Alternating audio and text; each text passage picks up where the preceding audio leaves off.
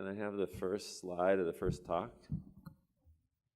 I'm going to start just by talking a little bit about a subject that doesn't have a lot of data on it, but is quite varied in terms of the surgical techniques that people use. And in the past, we've talked about doing extrapleural pneumonectomies and compared to pleurectomy decortications. And because there's some recent data on the type of pleurectomies that people are doing, and kind of trying to define that more, I decided to talk about whether adding resection of the, I think I have one actually.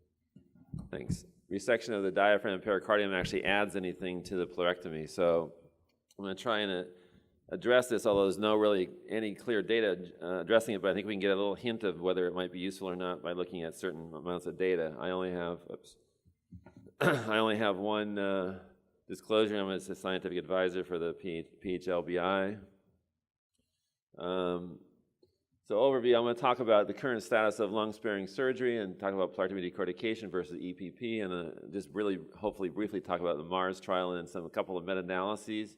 And then we're going to get into the kind of techniques of pleurectomy, terminology, and then some pros and cons of taking out the diaphragm and pericardium. So effectively, this is some data from Harvey Pass years ago in the 1980s where he was at the NIH and he looked at the amount of tumor he had left after doing pleurectomies for mesothelioma. And here you can see this, if the tumor was less than 9 cc's in volume, he put it in one group, and if it was more than 9 cc's, he put it in another group, and you can see a smaller amount of tumor, the better the survival. So that kind of led to more aggressive surgery in mesothelioma.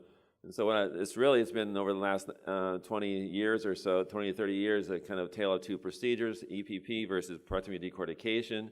And later on, we'll talk about the types of pleurectomy decortications because there are different types.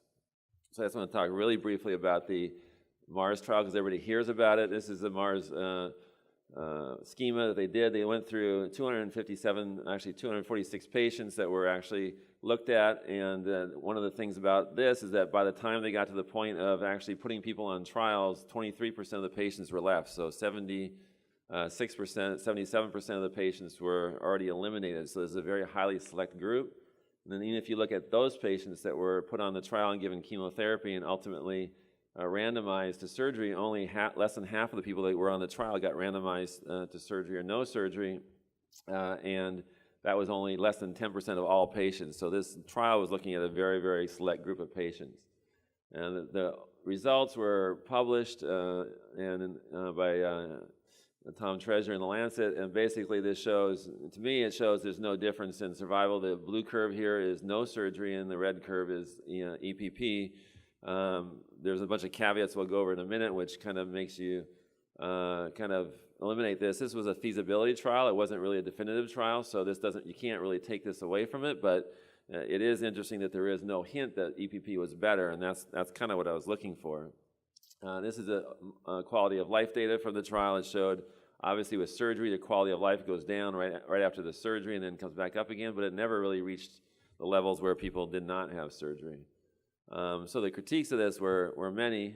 They were fired at it right away afterwards. And basically, some of the more important ones, I think, is only about 76% of people that were randomized had PET CT scans. So PET CTs are incredibly important in staging patients.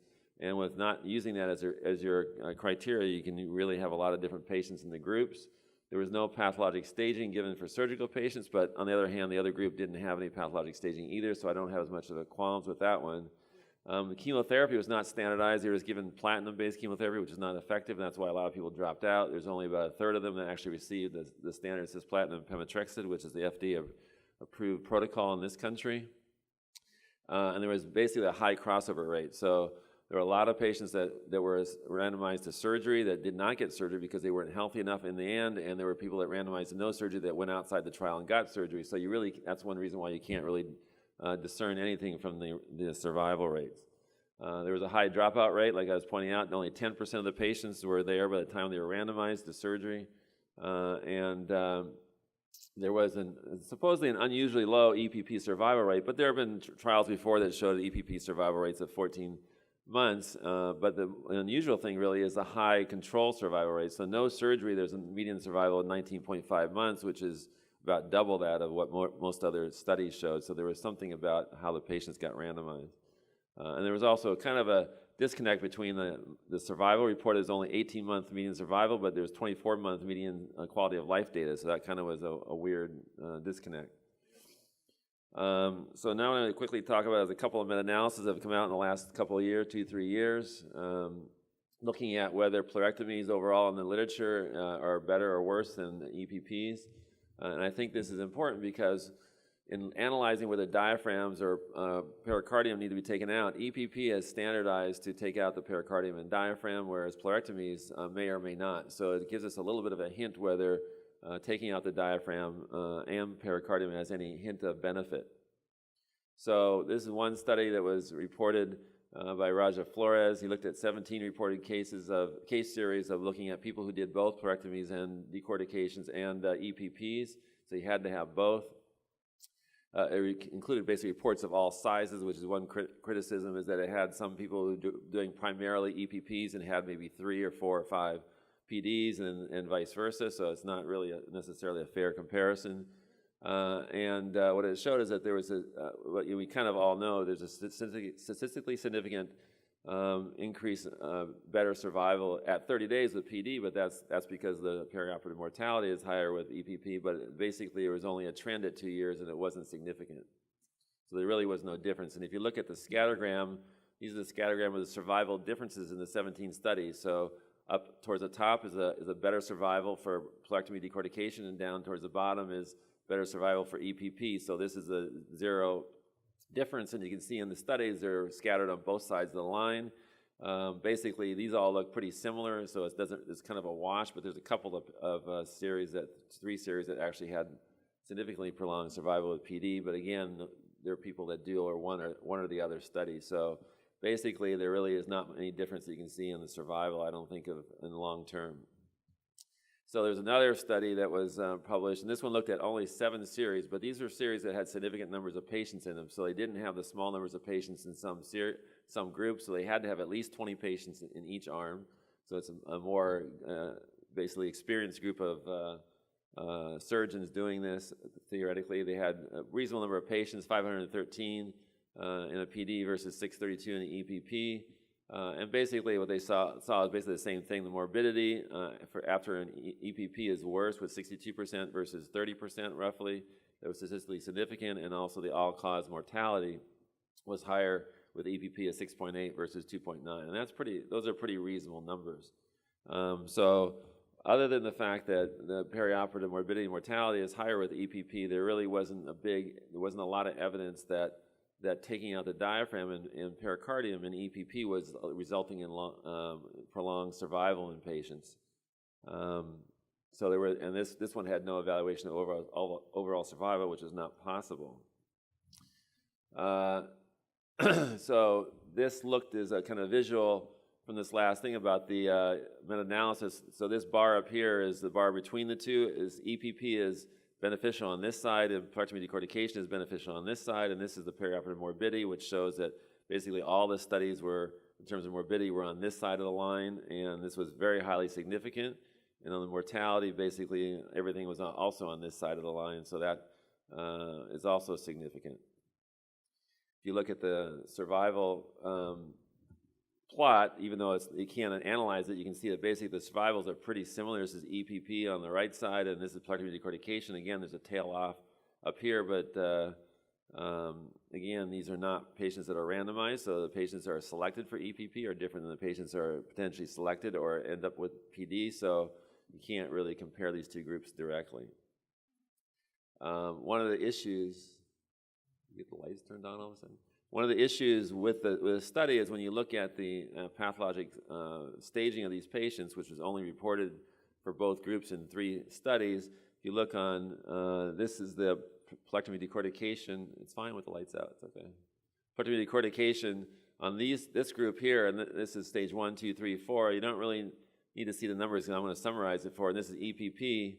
If you look at the numbers, stage 1 and 2 tumors in PD were kind of between 30 and 40, 50%, whereas the majority of patients, about 60% or so, 2/3 had stage 3 and 4. But with EPP, there was very few patients that had really early stage disease, and these had higher incidence of advanced disease, so that could explain the potential difference in survival based on the previous slide.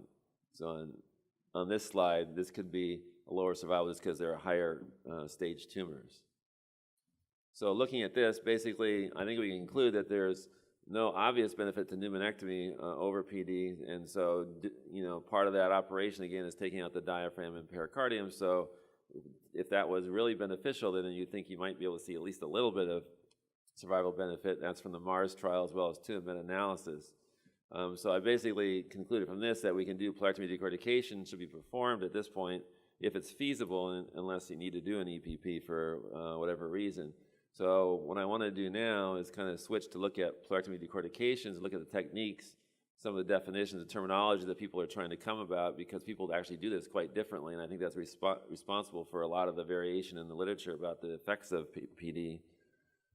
So we'll talk about that. And I think a few years ago, 2011, David Rice sent out a survey to thoracic surgeons doing mesothelioma, and they asked about what your ideas and attitudes were towards the kind of surgeries that were being done. And this was ultimately sponsored by the ISLC and the IMIG survey. And so what it was, the survey was sent out to 130 surgeons, basically worldwide. About half of them responded.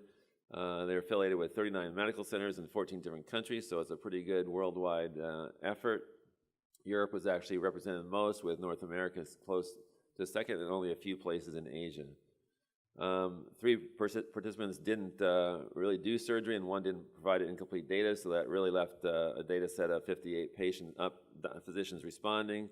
And these were some of the questions that were asked. So one was I currently perform these types of surgery, and these were all kinds of different surgeries. There were staging procedures like VATS, and staging means sonoscopy, laparoscopy. So basically everybody did a little bit of all these things. Some people did palliative surgery, and then what we call cytoreductive surgery, and that's kind of a nebulous term. So these surgeons were doing all kinds of these surgeries, and the interesting thing in this report that the average surgeon said they only did 8.8 cases per year on average, which is pretty low. So they also asked them what's a pleurectomy decortication, and so this is an interesting slide because there's usually 3 things that people were thought, and I know you probably can't read all this, I'm going to summarize it for you, so don't worry. There's 3 things that people considered to be a pleurectomy decortication. One was just taking out some of the tumor and trying to expand the lungs. So about 25% or more of surgeons felt that calling something a pleurectomy decortication was only kind of palliatively taking out some of the tumor. These other 2 are actually doing more what I would call radical resections, taking out all the pleura, both parietal and visceral, with without the diaphragm or with the diaphragm, and doing an extrapleural pneumonectomy. So all those were considered doing radical operations, but basically there was a fair amount of people that considered pleurectomy decortication as a palliative operation. So if you look at people who did not take out the diaphragm and pericardium, most people, if you did not take that out, thought you should call it one of two procedures, either a pleurectomy decortication or a total pleurectomy decortication. People didn't really feel that there was a good term was radical pleurectomy decortication, but I think I'll address that in a minute. Only a few people did, which is one of them was me. And then some people looked at, you take out the diaphragm and pericardium, pretty much everybody thought that it should be called a radical pleurectomy decortication. Actually, the word extended was not even in this survey, so it didn't come up. But most people felt it had to be something relatively radical and extended to indicate that the diaphragm and pericardium were taken out. So they were also asked, what procedure did you do a complete resection, that is, take out all the visible tumor? And I kind of crossed off the R0 because there really isn't such a thing as an R0 resection with mesothelioma, so it's really an R1 resection. So it's kind of interesting. Again, there's 3 different operations which people felt were providing an R1 resection. One is pleurectomy decortication, one is a radical pleurectomy decortication, and then the next one is extrapleural pneumonectomy. So in terms of pleurectomy decortications, people termed it really pleurectomy decortication. Actually, as a minority of the surgeons felt that was adequate, and if you're going to provide an R1 resection, then most people felt that it should be a radical pleurectomy decortication. One of the questions that comes up all the time, and just threw this in just for fun, is that the tumor can be taken out of the fissure, and Most people actually said no, although interestingly, most people that I've talked to who have done a lot of the pleurectomy decortications think that removing tumor out of the fissure is actually the easiest part of the entire operation, so it's kind of an interesting disconnect as well.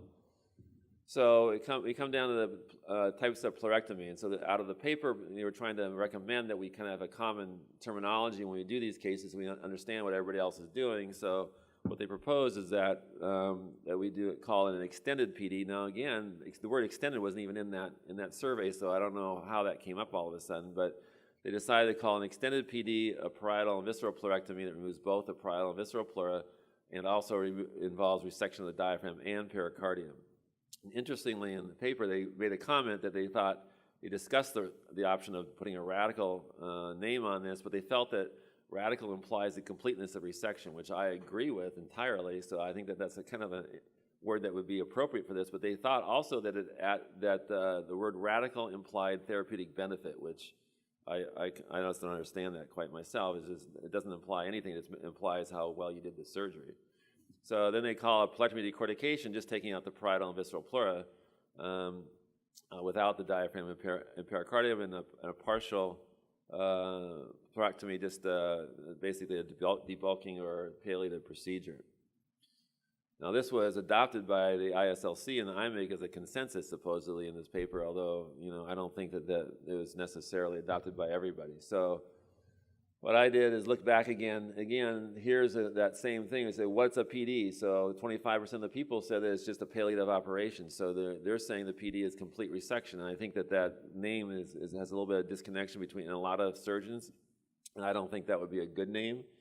So this group here is kind of a reason why I don't like the name that they've adopted as a consensus. And also, if you look at the R1 resection, most people felt that a radical resection, rather than just a simple pleurectomy decortication, is what provides an R1 resection. So these two things are disconnected from what the consensus supposedly concluded. So these are my Cameron-modified consensus terms. So I would call an extended radical pleurectomy decortication one that removes the visceral and parietal pleura and the diaphragm and pericardium. So you have an extended resection, which involves the pericardium and the diaphragm, and also it's a radical resection implying complete resection. It does not imply anything about the therapeutic benefit. And I would call a radical pleurectomy decortication removal of all the parietal and visceral pleura completely in an R1 resection mode without removing the diaphragm and pericardium. So this kind of, I think, to me, prevents surgeons from starting to do pleurectomy decortications, just kind of going in there and mucking around and then calling it a pleurectomy decortication and somehow thinking that their results are not very good because they didn't actually do a radical procedure. So a simple pleurectomy decortication would be something that would be a reasonable name to taking out part or palliative type of operation where you don't take out all the tumor. So one of the things I wanted to also look at is other things that might point to whether diaphragm pericardial resection can be removed. And in doing this, I kind of want to review a little bit about the biology of mesothelioma. So the mesothelium is not an epithelium. So even though the word is partly in the word mesothelioma, it's not. An epithelium is a layer between mesenchyme and the outer world, basically, either your skin or the endothelial surface of your, the mucosal surfaces of your GI tract, and all kind of are barriers between the outer world and the mesenchyme. Whereas mesothelium is a layer between mesenchyme and more mesenchyme. So there's a big difference, actually, and so mesothelium is not an epithelium. And if you look back at the embryology, if you kind of learn about this, I gave this talk actually a couple of years ago, I think, but this is the ectoderm when you develop in an embryo, and this is the endoderm, the yolk sac. This develops into certain things, and here's the mesoderm, which is between the two. So if you look at where mesothelium develops, it develops the parietal and visceral pleura, come directly off the lateral mesodermal somites, and then here's a coelomic cavity that ends up becoming the pleura, peritoneum, and pericardium. So this is a completely different origin than these other cell layers. So if you look at the tumors, where they come from, ectodermal tumors that come from the ectoderm itself are really brain, melanoma, and breast. Those are the more common ones. And so they have different types of reaction than endodermal tumors, which are really the majority of tumors that we have we treat, including respiratory tract tumors, GI tract tumors, and also GU.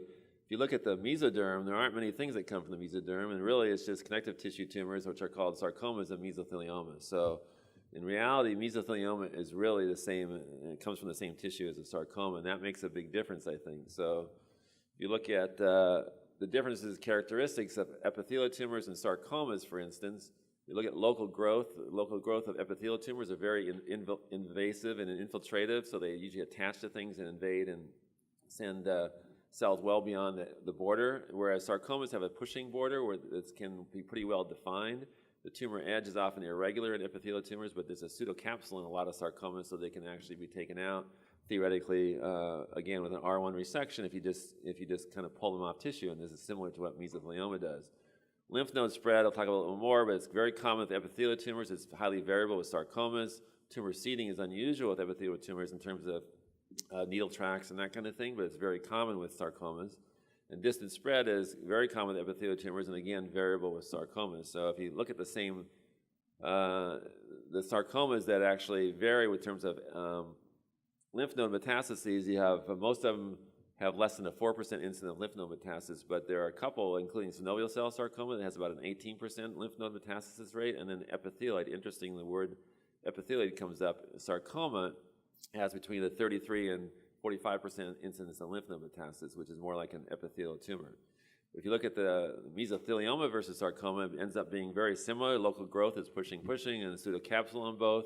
This actually allows us to do surgery. The lymph node spread is variable. I'll talk about that in a second. And then tumor seeding is common in both, and distant spread is variable. But one of the interesting things, I think, if you compare mesothelioma to sarcoma, is comparing lymph node spread and distant metastatic rate. And these are kind of characteristics. So again, these are variable in both, but if you look at subgroups, so an epithelioid mesothelioma is very common metastatic disease to the lymph nodes, and a little bit later or unusual spread distantly.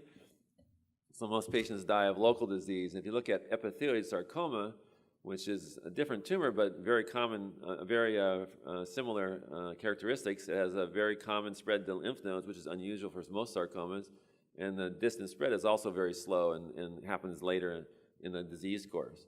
If you look at more characteristic sarcomas, it's very unusual to have lymph node spread and very common to have distant spread, and the same with mesothelioma, sarcomatoid mesothelioma. So when you look at this, actually, mesothelioma mirrors sarcomas very closely. So the reason that's important, that epithelioid mesothelioma is approximately epithelioid sarcoma. Sorry, I just wanted to review this. And sarcomatoid mesothelioma is very close to most sarcomas, but mesotheliomas are not epithelial tumors, but they're sarcomas, which is I would propose to call them mesosarcomas. So the reason it's important, because if you take all these characteristics into account when you're doing surgery, one of the things we know from sarcomas is that when you do surgery, if you get too close to sarcomas or you go in the pseudocapsule, you do biopsies and all that stuff, you end up seeding the area that you're doing the surgery, and that's an important concept I think you have to remember in mesothelioma. So surgical techniques for sarcomas, there's a pseudocapsule, and the interesting is that as this applies to mesothelioma, it allows us to actually do the operation. If anybody's ever really tried to do a pleurectomy decortication on an epithelial tumor, that like a lung cancer or something like that, it's virtually impossible because they are very infiltrative and you can't pull them off of the tissues like you can if the tumor has a pseudocapsule. So you can remove all the visible disease fairly reasonably, and you can preserve the vital organs because they're not actually infiltrated as much, if anything, just superficially. So you can leave functioning things like the lung. And it does not necessarily invade intrathoracic structures, and that's how we take the tumor off of blood vessels, the esophagus, the paravertebral structures, and everything else, because they actually don't invade aggressively, at least early on.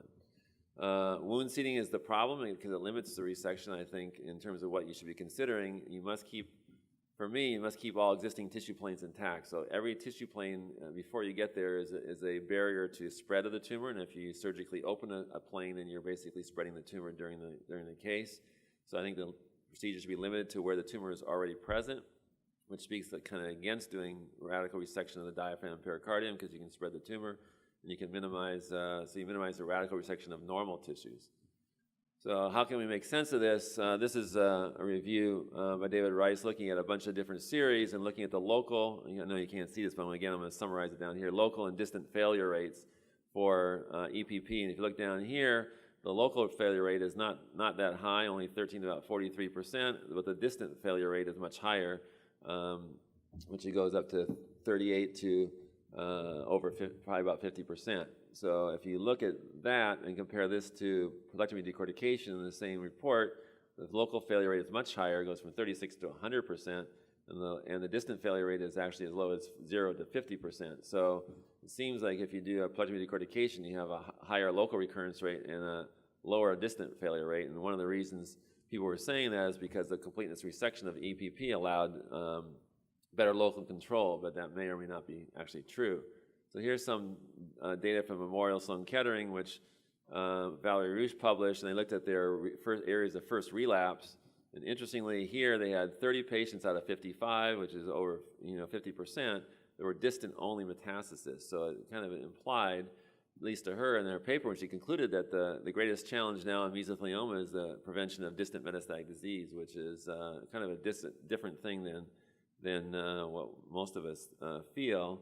And this is kind of, I think, one of the problems. So if you look at the chest and somebody has a right-sided mesothelioma, and this is just first-level nodes, this is not necessarily N1 in the classic pathology sense, but if you have the mesothelioma and nodes contained within this, the first level of nodes, this is kind of the initial spread of the tumor, and then if it starts to spread from this, actually metastatically, it can spread to the lymph nodes right adjacent to this. So these nodes right adjacent to the pleura are all at risk, even the nodes in the upper abdomen, the retroperitoneum, and the pericrural area, because it's right next to the tumor. So these are all really kind of first level of spread. But if you do a radical resection of this tumor and you go into these areas and you take out the diaphragm and pericardium, your boundary of the surgery is way over here, and the potential spread of the tumor by doing that can spread it to these other areas of the contralateral pleura and the peritoneum, because it's right next to where the tumor is. So this would be a marginal recurrence from the surgery, and the same would be true of a left-sided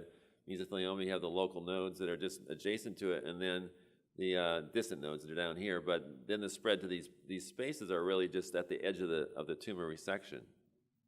So if you go back and look at the memorial data again, and looking again, there's these 30 distant metastases. If you look at them, a lot of them were peritoneal, visceral, contralateral pleura. So these were all essentially at the edge of the tumor resection, and they weren't really true distant metastatic disease. A true distant metastatic disease was actually very few bone and other metastases. So I think that the vast majority of distant recurrences, when they were calling distant recurrences, really should be represented as local regional failures. So what really is distant spread? This is Raja Flores' paper looking at PD versus EPP. So we looked at both these together, and I think this is kind of interesting. If you look at, again, the areas of local recurrence here, from an EPP, the local recurrence is relatively low at only about 33%, and distant recurrence is about 2/3. And you look at it's kind of the opposite almost with distant recurrences. So most of the distant recurrences are in the EPP are distant, and then very few or fewer local recurrences. So the interesting thing again is when you look at what's listed as a distant recurrence, it's the peritoneum plus chest, abdominal viscera.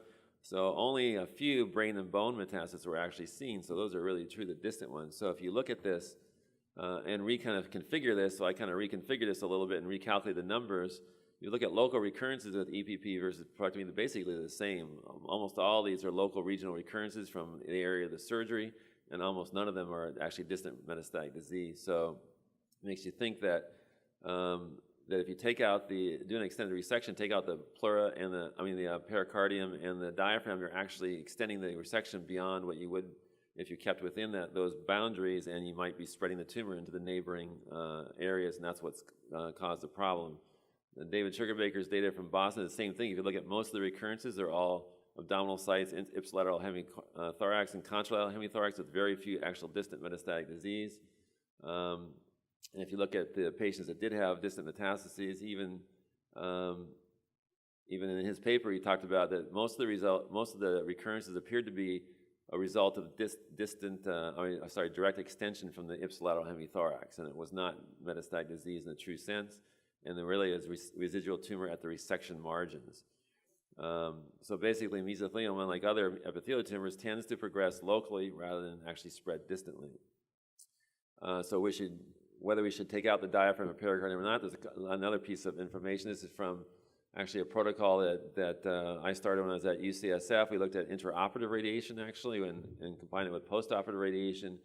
So we treated patients with PD and then looked at both postoperative radiation and chemotherapy. Interestingly, we treated 26 patients and we looked at the recurrences.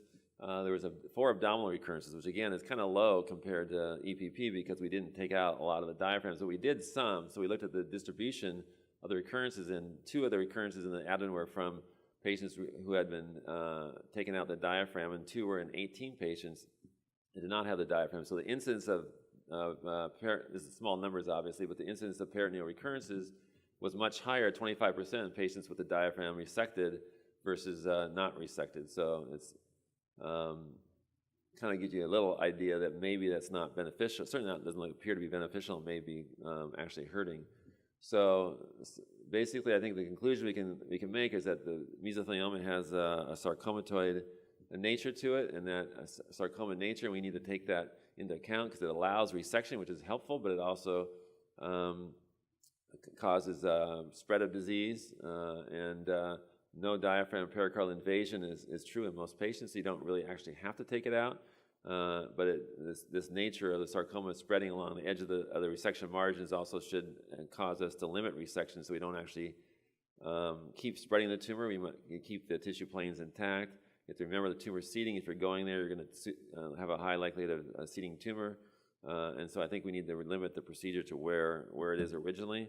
One reason I have to comment is one reason we're kind of being less aggressive with taking out more radical procedures is because we also have developed cryoablation, which is something that we've developed primarily at UCLA, where we have local recurrences, which used to result in endless chemotherapy regimens, and now we can actually control a lot of the limited local recurrences with just cryoablation, which allows us to kind of do this a little more successfully. So like any program, we have a lot of collaborators, and obviously they all have input into all this stuff, and they're very key. So it's an important thing to have this many people to work with. And that's my talk. I don't know what the time is.